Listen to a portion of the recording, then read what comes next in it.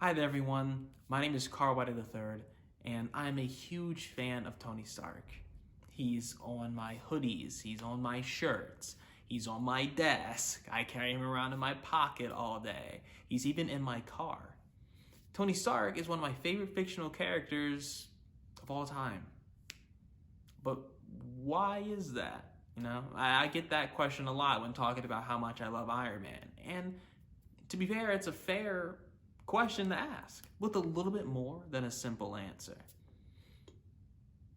The reason why I like Tony so much is because I feel like I can relate to him. And no, before you say it, it's not because I'm a genius or a billionaire or anywhere close to a playboy or a philanthropist.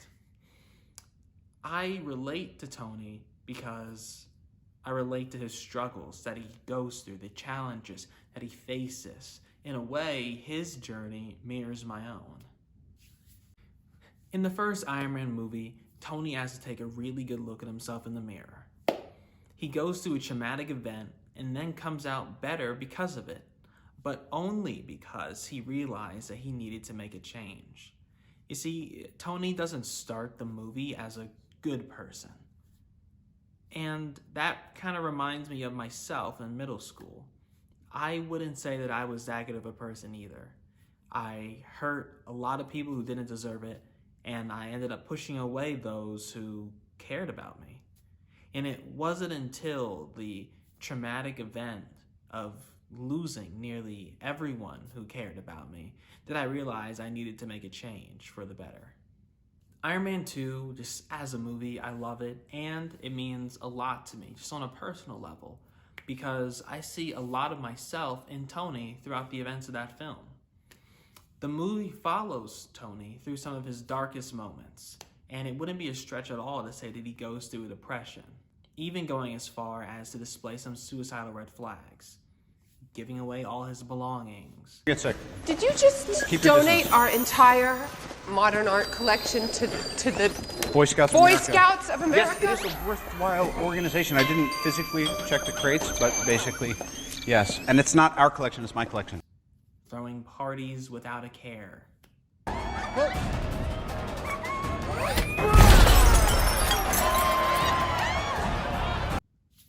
And nearly giving up on fighting for his life.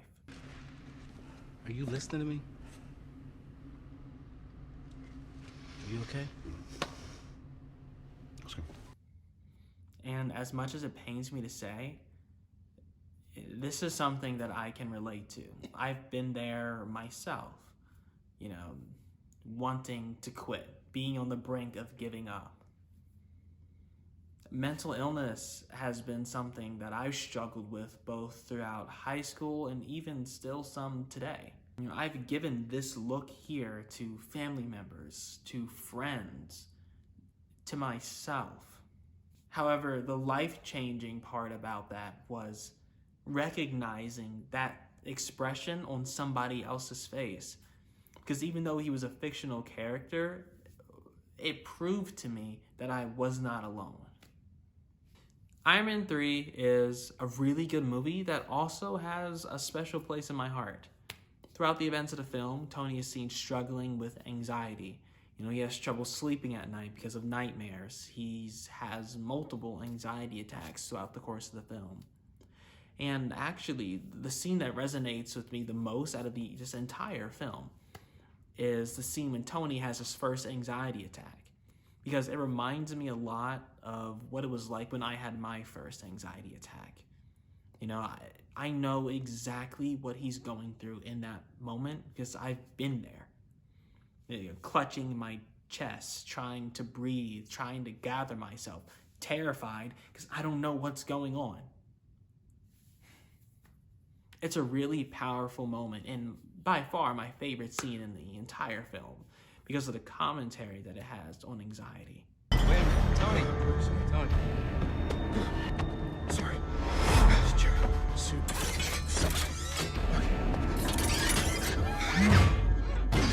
You have this insanely strong suit of armor that can withstand like a shot from a tank and then fire one back. nearly as strong, if not stronger. But then, when faced against, anxiety, that same super powerful suit is literally brought to its knees. Tony can stand strong when fighting against all these aliens or any of his rogue gallery. But when it comes to this invisible enemy that he can't see, he's left breathless on the floor, terrified. Everyone just looking at him because they can't understand what he's going through. And if that doesn't just speak volumes to you about what it's like to have anxiety, to go through that, to experience something like an anxiety attack, I don't know what does. While it's definitely something special to see your favorite hero face the same challenges that you do, struggle in the same way that you are, even that isn't why I love Tony Stark so much.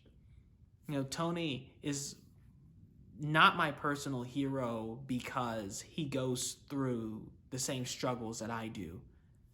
Tony Stark is my personal hero because I have the privilege of being able to watch him single-handedly fight, defeat, and rise above my personal demons.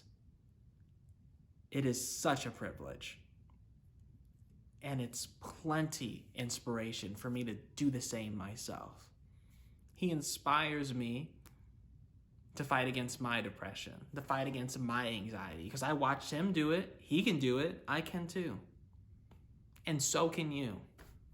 If you're going to take away anything from this video, I would prefer you take away this. Don't be ashamed or embarrassed if what inspires you happens to be fictional. Because what that inspiration makes you feel, that's the real part. And that's what matters. You guys have a nice one. I'll see you around.